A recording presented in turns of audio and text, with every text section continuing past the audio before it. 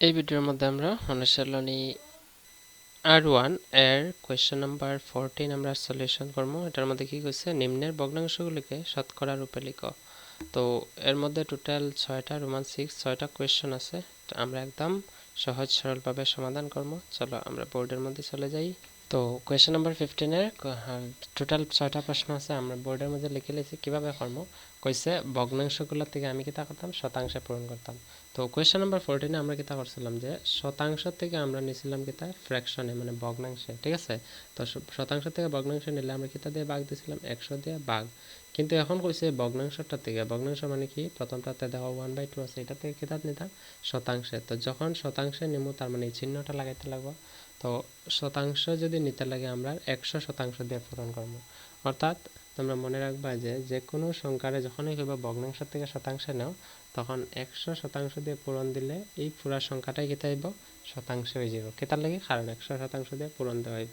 তো এখানে আমরা সেম পদ্ধতি ব্যবহার করব যেরকম কইছি। তো চলো 1/2 রে আমি শতাংশ নিলে কি করতে পারি, 1/2 রে আমরা কত দিয়ে পূরণ দেবো, 100% দিয়ে। তো শতাংশ দিলে আমার শতাংশ হয়ে যাব।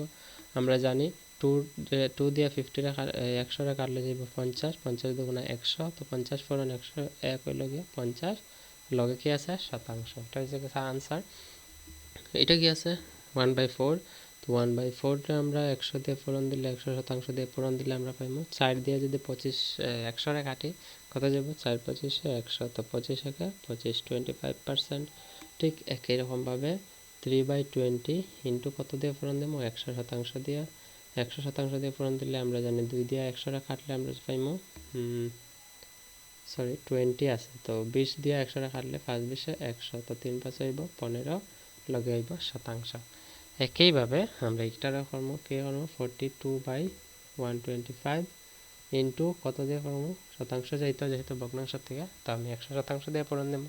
এটার কাটলে কি পাইমু দেখো, এটারও 25 দিয়ে কাটলে আমরা জানি 5 25 125, এটারও 25 দিয়ে কাটলে আমরা জানি 4 25 100।